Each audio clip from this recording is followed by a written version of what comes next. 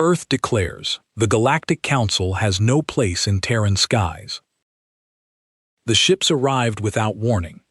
It was an ordinary Tuesday morning in March, when space itself rippled above the solar system. 12 colossal vessels emerged from faster-than-light travel just beyond the orbit of Mars. Each one was the size of a small city, its metallic hull covered in mysterious symbols that glowed with a soft blue radiance. They drifted through the darkness with effortless elegance, their movements so smooth that every human spacecraft suddenly looked primitive by comparison. Within minutes, observatories around the world turned their telescopes toward the heavens. Within an hour, every major news network was broadcasting the same breathtaking images. Humanity was no longer alone. First contact had finally arrived, or so the visitors believed. Ambassador Velrix stood on the observation deck of his flagship, the Eternal Wisdom, silently watching the tiny blue world hanging against the blackness of space. Earth. He had witnessed this moment dozens of times before. During his long diplomatic career, 47 civilizations had been welcomed into the Galactic Council, and every first contact had followed the same predictable sequence. First came fear, then curiosity, then awe, and finally, acceptance. Primitive civilizations always accepted the Council's authority, because they had no alternative. Velrix was a towering figure with smooth gray skin and 4 powerful forearms, a member of the ancient Valoran race.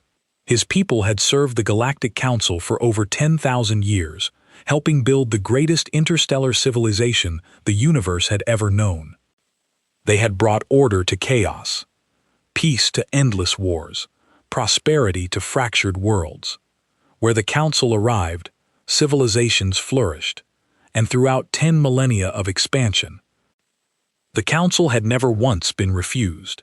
3 hours after entering the solar system, the flagship's communications officer turned toward Velrix. "Ambassador," she announced, "the humans have responded to our transmission request." A faint smile appeared on Velrix's face. Right on schedule.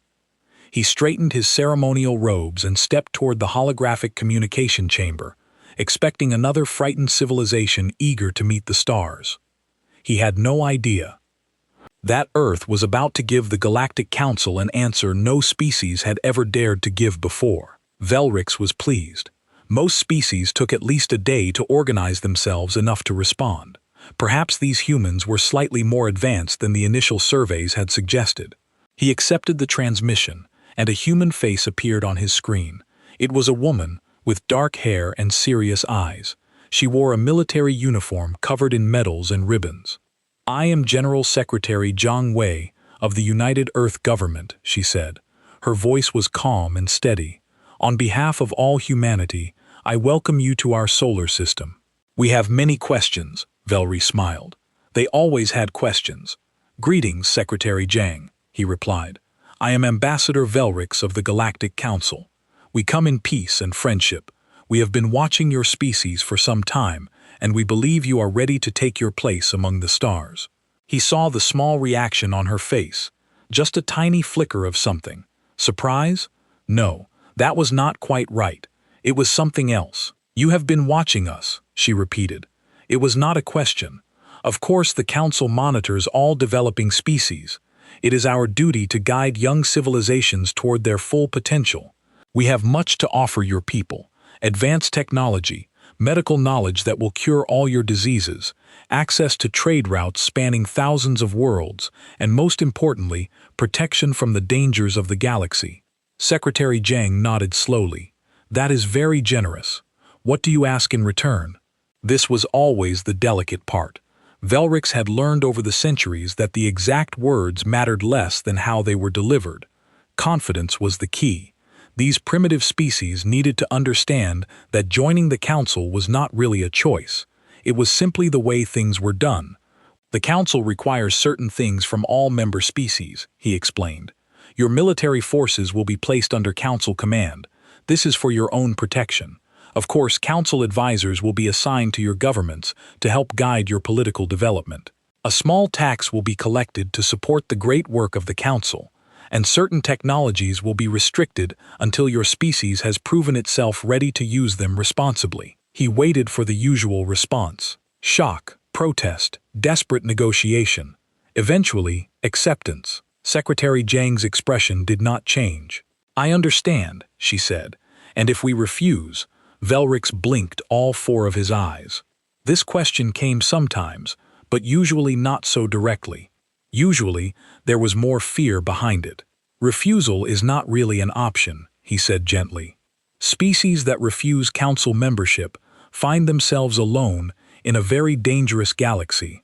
Without our protection, you would be vulnerable to raiders, slavers, and worse, your world would be isolated from all trade and technology. And of course, the council would be forced to take corrective measures to ensure the stability of this region of space." "Corrective measures," Secretary Zhang repeated. "Nothing too extreme. A demonstration of our capabilities, enough to help your people understand the wisdom of cooperation." There was a long pause. Velrix waited patiently. He had seen this moment many times. The primitive leader would consult with advisors. There would be arguments and debates. In the end, they would realize that resistance was pointless. The council's fleets were vast beyond imagination. Their technology was thousands of years more advanced. Fighting was suicide, and these humans seemed intelligent enough to understand that. Secretary Zhang looked at something off-screen. She nodded once, then turned back to face him. "Ambassadors," she said, "I have consulted with the leaders of every nation on Earth. We have discussed your offer carefully, and I have been authorized to give you our unanimous response." Velrix leaned forward slightly. Here it came, the acceptance. Perhaps some minor requests for better terms, which he might grant as a gesture of goodwill. "Earth declines your invitation." For a moment, Velrix was sure he had misunderstood. His translation device must have malfunctioned. "I'm sorry," he said. "Could you repeat that?" "Earth declines," Secretary Zhang said again. Her voice was still calm, but now there was something harder beneath it. "We will not surrender our military. We will not accept your advisors. We will not pay your taxes, and we will not bow to your council." Velrix stared at her. In 400 years, no species had ever said these words to him. "Secretary Zhang," he said slowly, "I do not think you understand your situation. The council has 10 million warships. Your entire planet could be reduced to ash in a matter of hours. This is not a negotiation. This is an offer of mercy. We understand our situation perfectly," she replied. "And we understand something else, Ambassador. We have studied your council. We know how you operate. You find young species, you make them afraid, and you absorb them into your empire. You call it protection. You call it guidance. But it is just another word for control." She stood up straighter. "Humanity will not be controlled. Not by you, not by anyone. We were born free, and we will die free. These are our skies, Ambassador. The Galactic Council has no place in them." Velrix felt a cold anger rising in his chest. He had been patient, he had been kind, and this primitive creature dared to refuse him. "You have made a terrible mistake," he said quietly. "The Council will not accept this insult.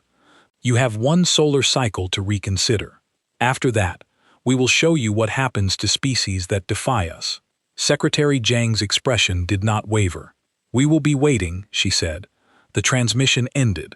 Belthry stood alone on his observation deck, staring at the blue planet in the distance. He had conquered 47 worlds. He had never failed. This would not be his first failure. He turned and walked toward the war room. If these humans wanted a demonstration, he would give them one they would never forget. Far below on the surface of Earth, Secretary Zhang ended the call and turned to face the room full of generals and admirals. "Begin activation," she said simply. Across the planet, in hidden bunkers and secret facilities, lights began to turn on. Machines that had waited for decades started to hum with power.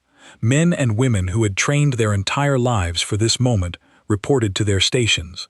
The aliens thought Earth was defenseless. They were about to learn how wrong they were. Number Earth declares Galactic Council has no place in Terran skies. 60 years earlier, a farmer in rural Nebraska saw something fall from the sky.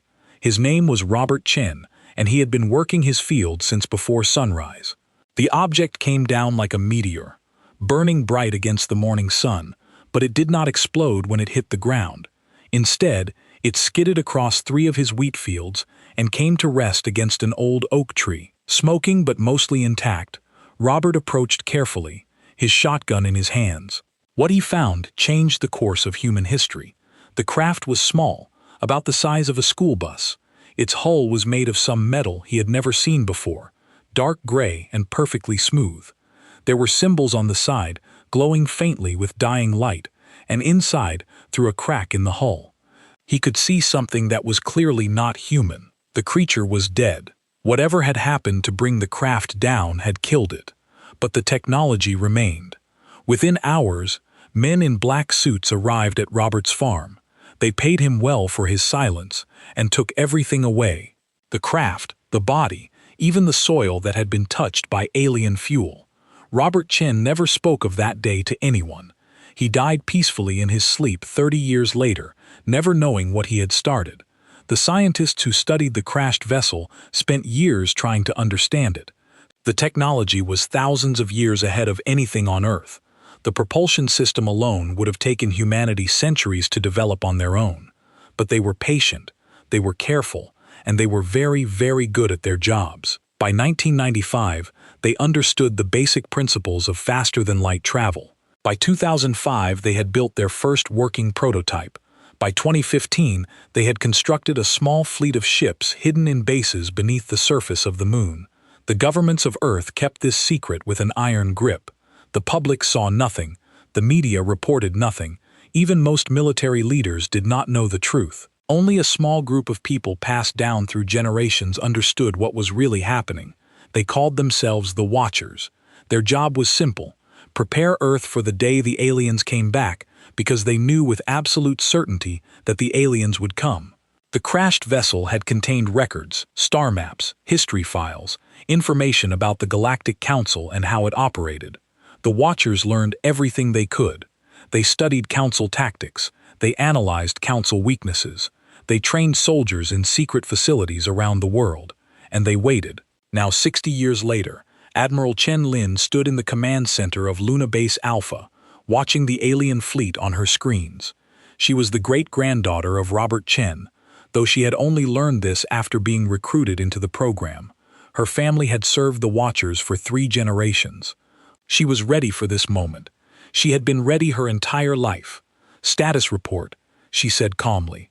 "All defense platforms are powered and standing by," replied Commander Jackson, her second in command.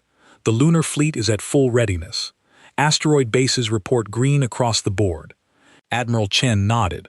On her screen, she could see the 12 alien ships sitting in orbit around Mars. They were massive and impressive, but she was not afraid. She had studied vessels like these for decades. She knew their strengths. More importantly, she knew their weaknesses. "What about the probes?" she asked. "They started deploying surveillance drones 6 hours ago. They are currently mapping our major cities, military bases, and infrastructure." "Let them look," Admiral Chen said.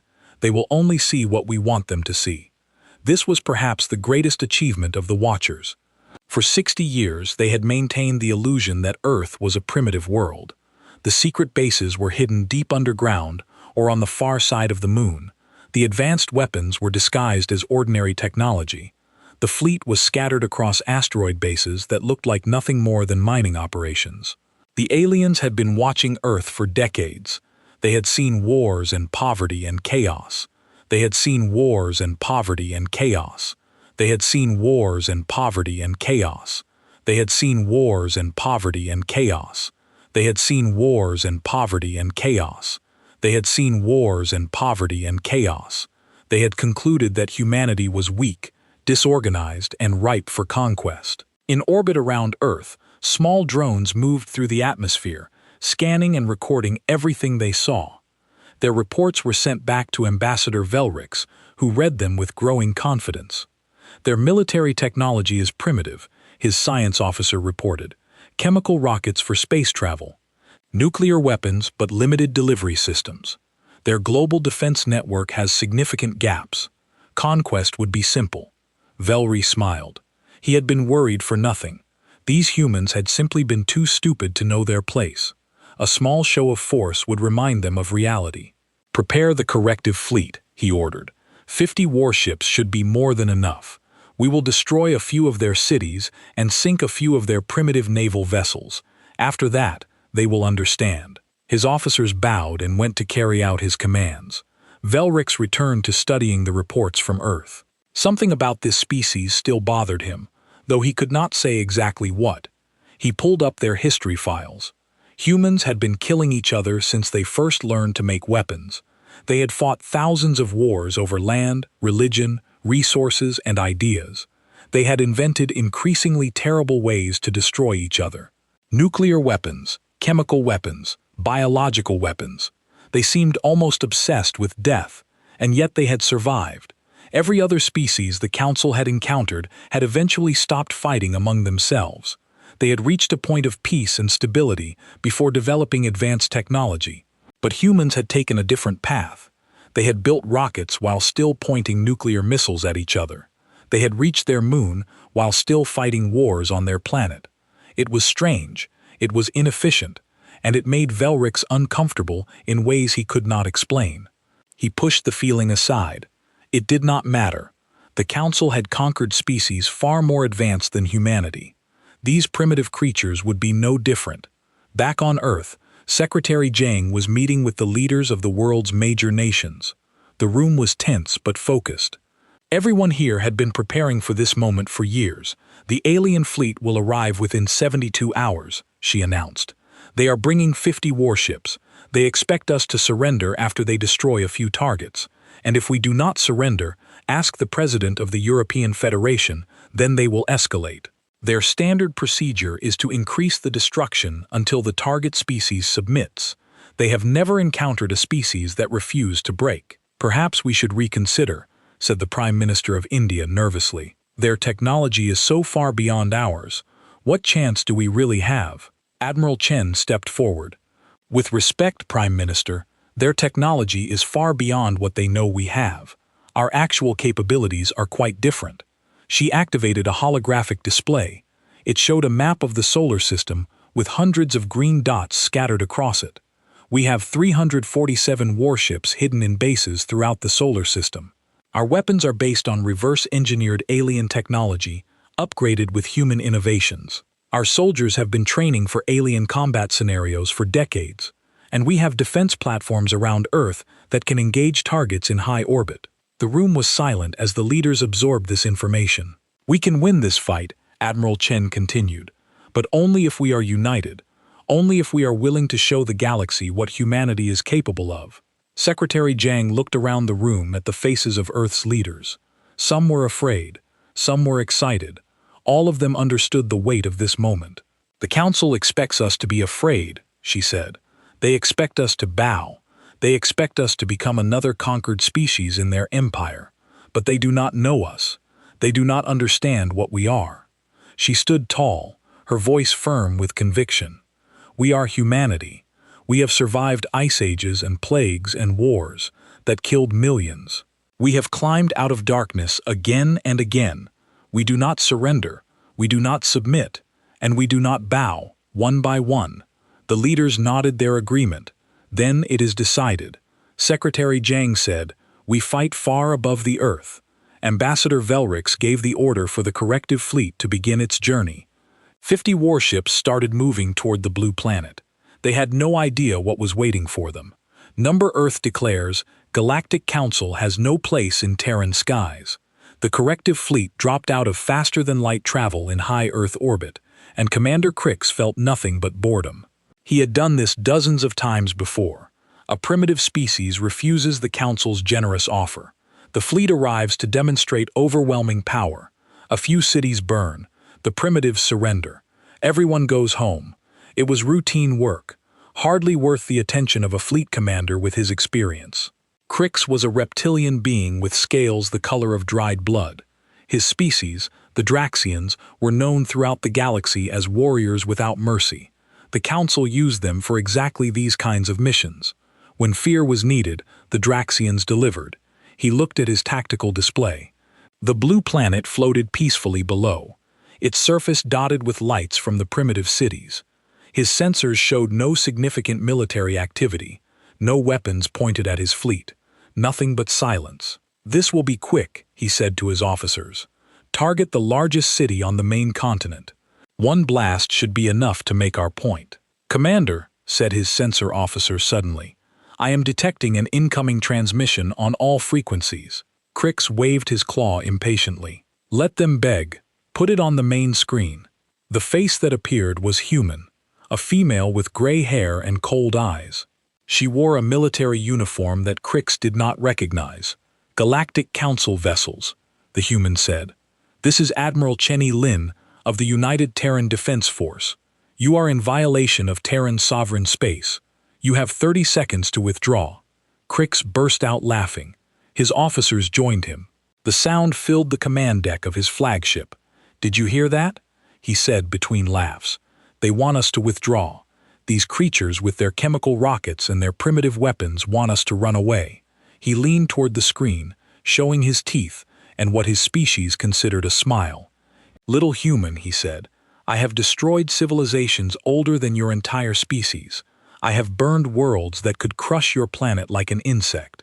You have no power here. You have no hope. You have nothing but the mercy of the Council, and you are about to learn how limited that mercy can be." The human admiral did not react to his words. Her expression remained completely unchanged. 20 seconds, she said.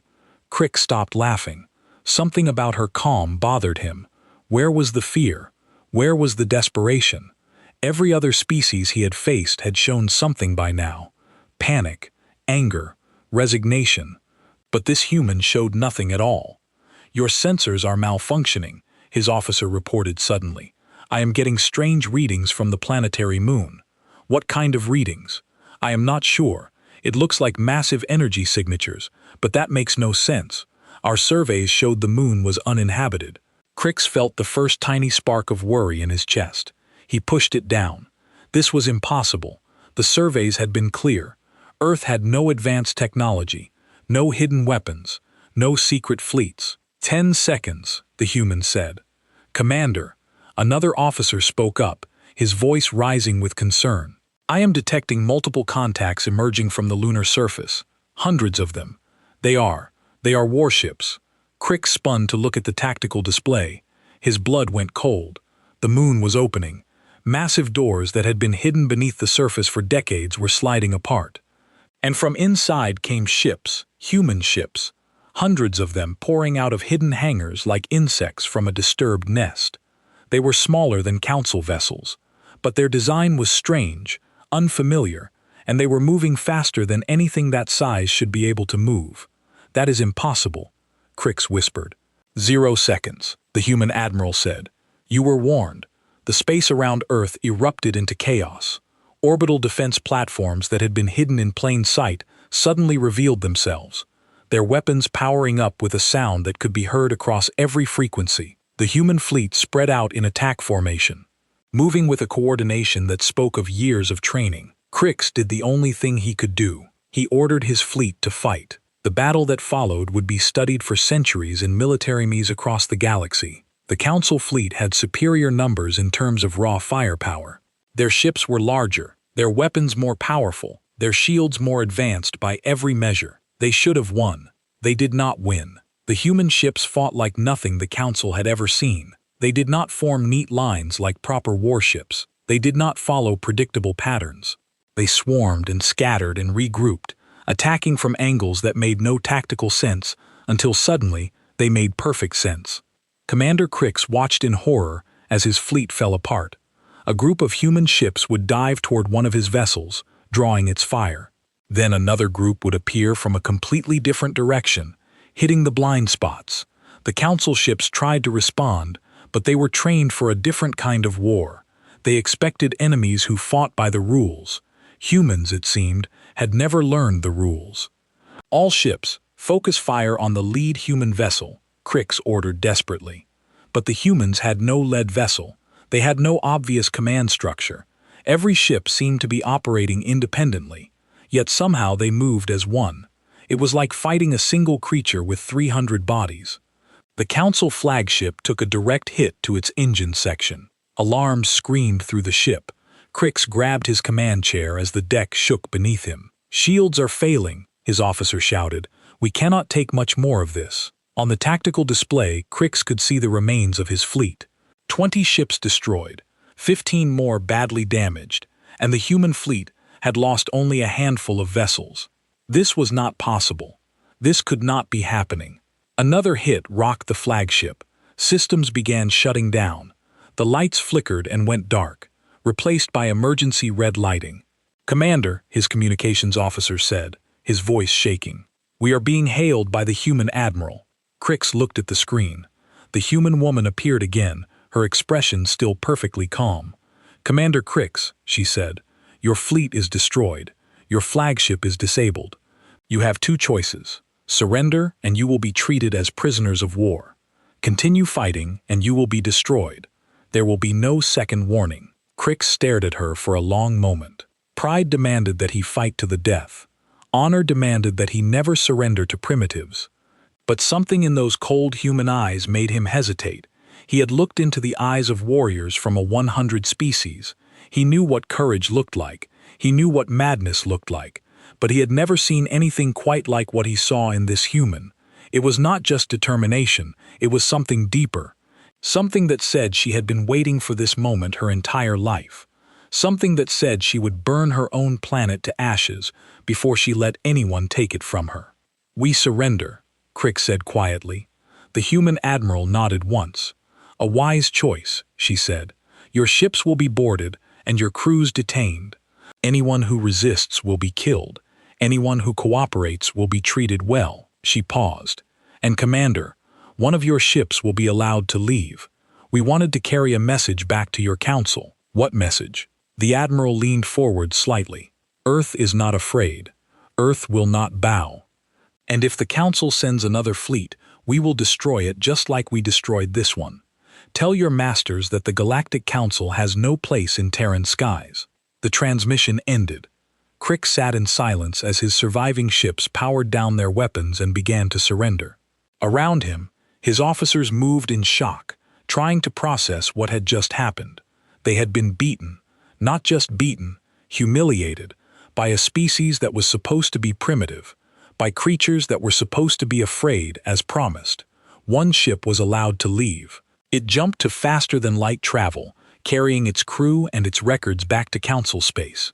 It carried something else, too, something that would spread across the galaxy like wildfire: fear. For the first time in 10,000 years, the Galactic Council had lost a battle to a species they had tried to conquer. And somewhere on the blue planet below, 300 human ships began their victory celebrations. They had won the first battle, but they knew the war was just beginning. Number Earth declares Galactic Council has no place in Terran skies. The news spread across the galaxy faster than any ship could travel. On 1,000 worlds, beings of every shape and size watched the recordings in disbelief. A primitive species had defeated a council corrective fleet. Not just defeated, destroyed. The images showed human ships tearing through council vessels like predators through prey. They showed Commander Crix surrendering on his own command deck.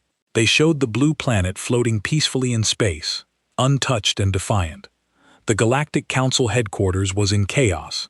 Ambassador Velric stood before the Grand Assembly, facing the most powerful beings in the known universe.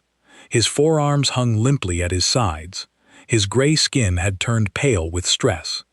He had failed in a way that no ambassador had ever failed before. "Explain this," demanded High Counselor Zuth, his voice thundering through the chamber. He was an ancient being, his body more machine than flesh, after centuries of life. He had led the council for over 300 years. In all that time, he had never seen anything like this. "The humans deceived us," Velric said weakly. "They hid their true capabilities. Our surveys were wrong. Your surveys showed them riding chemical rockets." Another counselor shouted.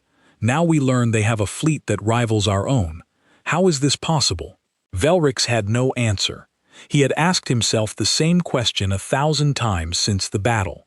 How had the humans hidden so much for so long? How had they developed technology so quickly? And most importantly, how had they learned to fight like that? This is a crisis unlike any we have faced. High Counselors Ethra continued. If word spreads that the Council can be defeated by primitives, other species will begin to question our authority. The Empire could collapse within a generation.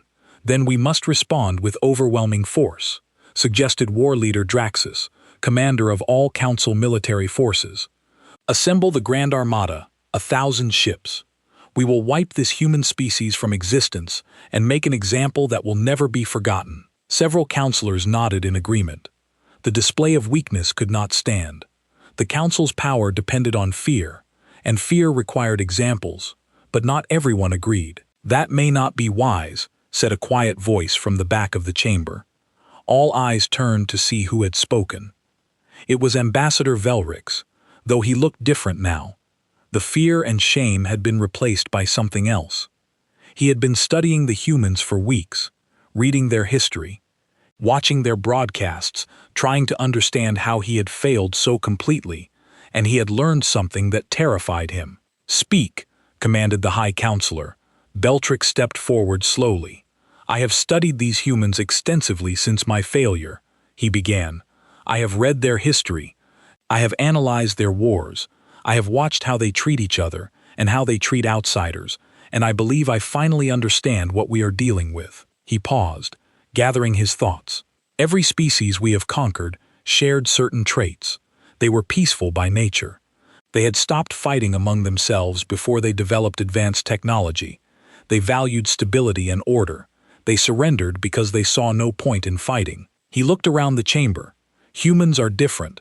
They have been at war with themselves since the beginning of their existence. They have killed millions of their own kind over ideas, over resources, over nothing at all. They have invented weapons capable of destroying their entire planet, and they have pointed those weapons at each other for decades. This proves they are dangerous and must be destroyed. War leader Draxus interrupted. No, Bell replied. This proves they are survivors. They have faced extinction many times and always pulled back from the edge. They have suffered plagues that killed half their population and recovered.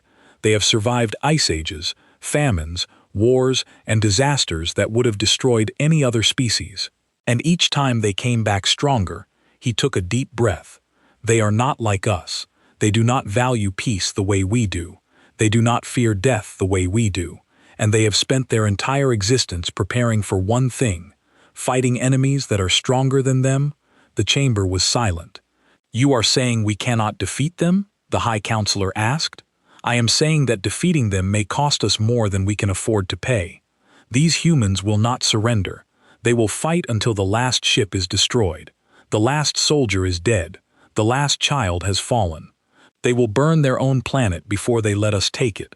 And even if we destroy them completely, the example they have set will inspire others. Ambassador Velrix pointed at the recordings still playing on the chamber screens. Every suppressed species in the galaxy is watching this right now. They are seeing that the Council can be defeated. They are wondering if they could do the same thing. If we respond with a grand armada and fail again, we will not just lose a fleet. We will lose the galaxy. The chamber erupted into argument. Counselors shouted at each other in dozens of languages. Some demanded immediate war. Others called for negotiation.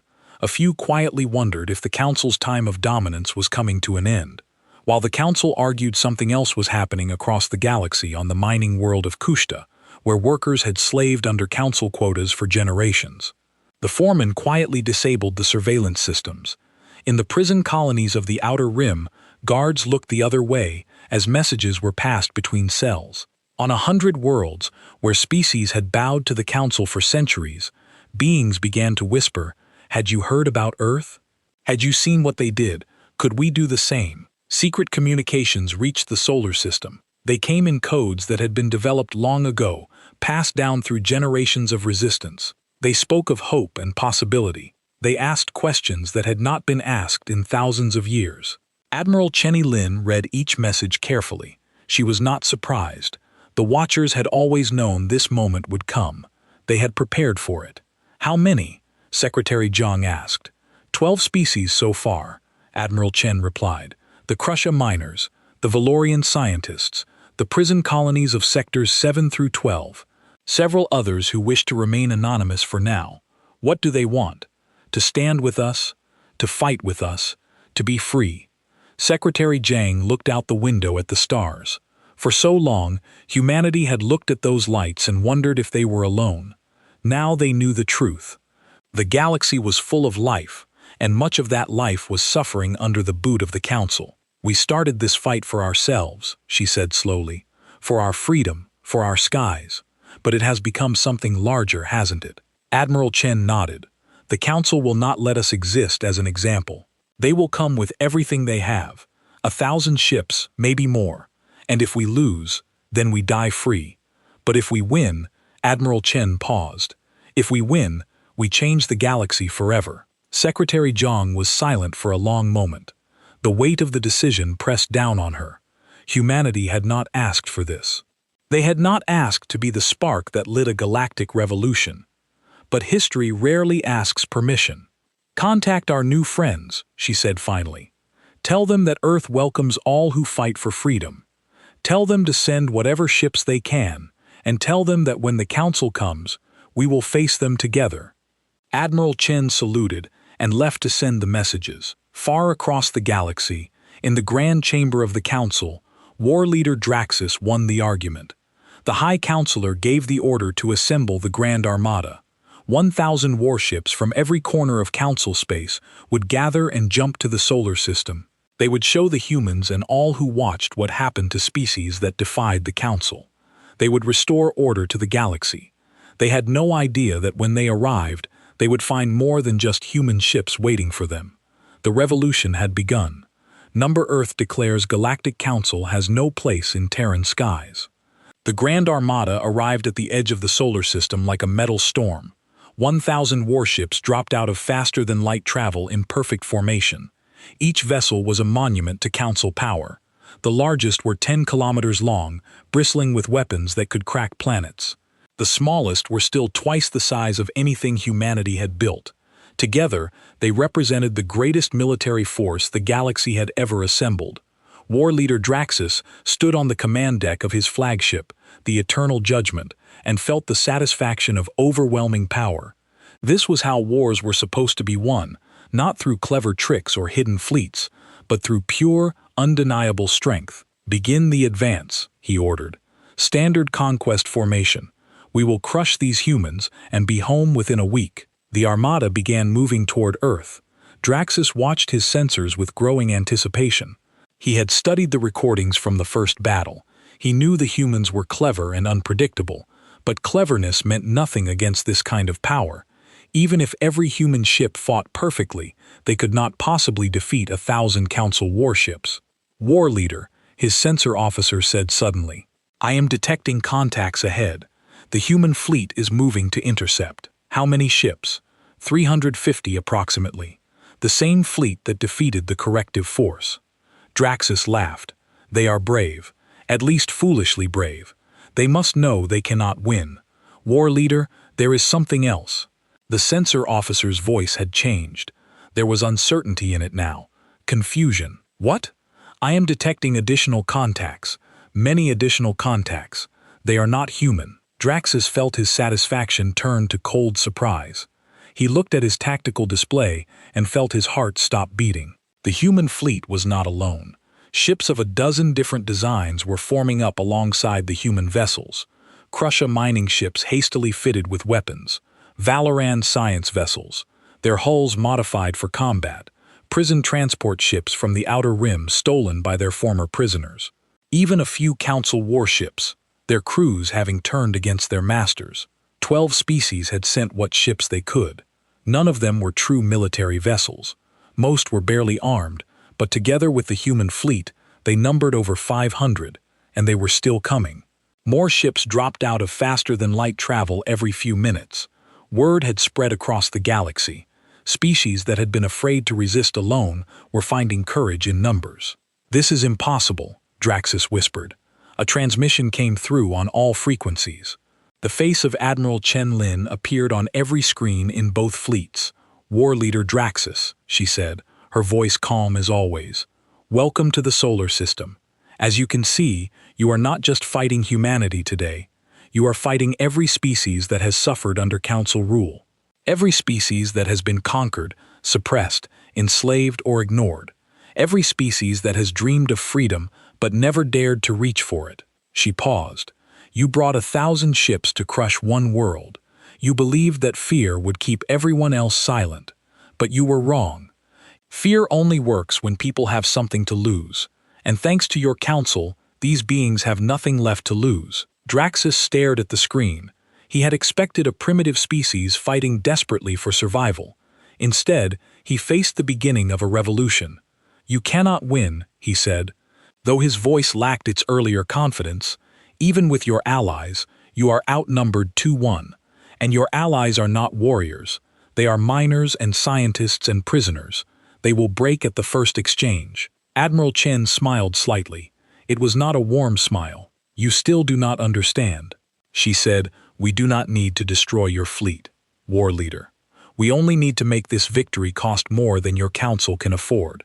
Every ship you lose here is a ship that cannot suppress rebellion elsewhere. Every soldier who dies here is a soldier who cannot enforce council law on other worlds. And every hour this battle lasts, more species are watching and wondering if they should join us. She leaned forward.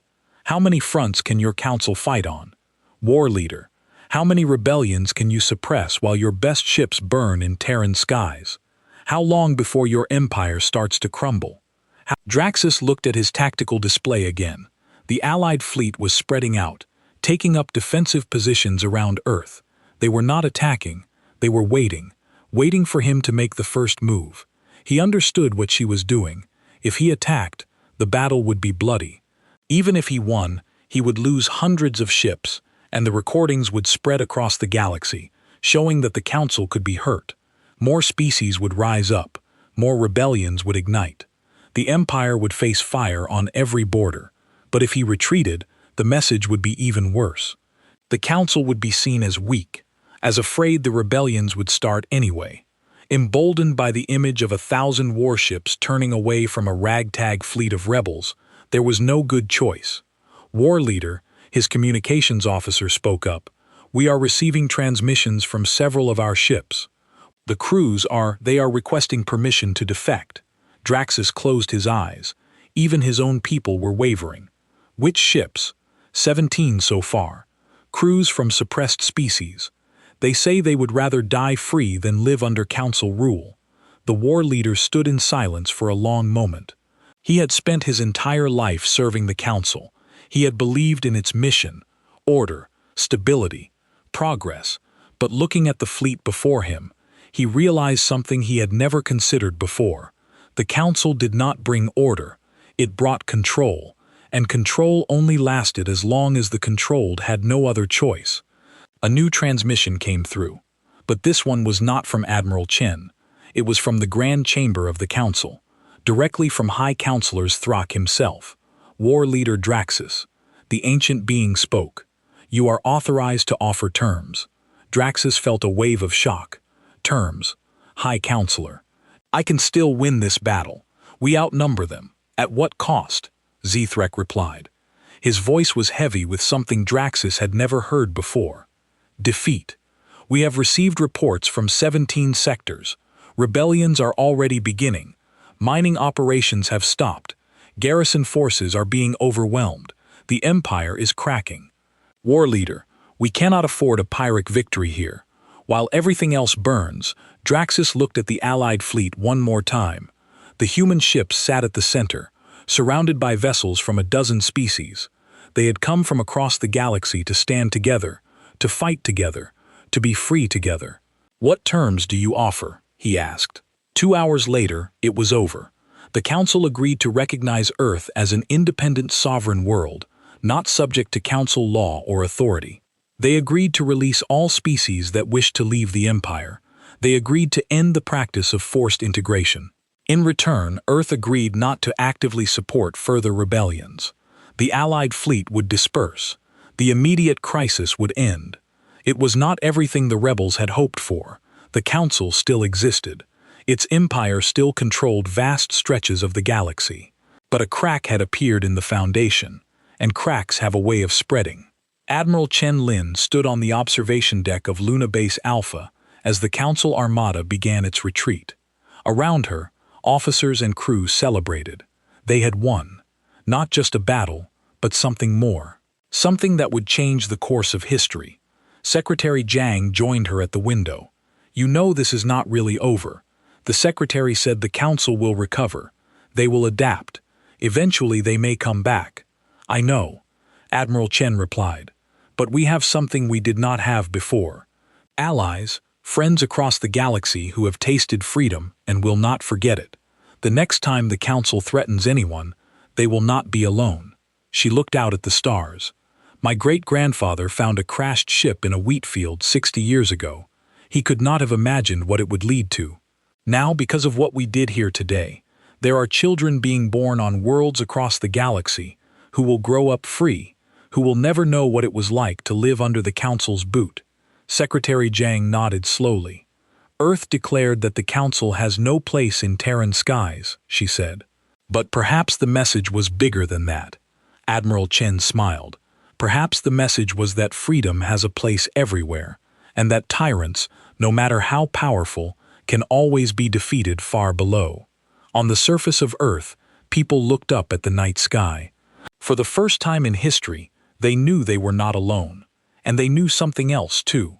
They knew that humanity had found its place among the stars, not as servants, not as subjects, but as equals, as the species that had looked into the face of an empire and refused to bow. The galaxy would never be the same.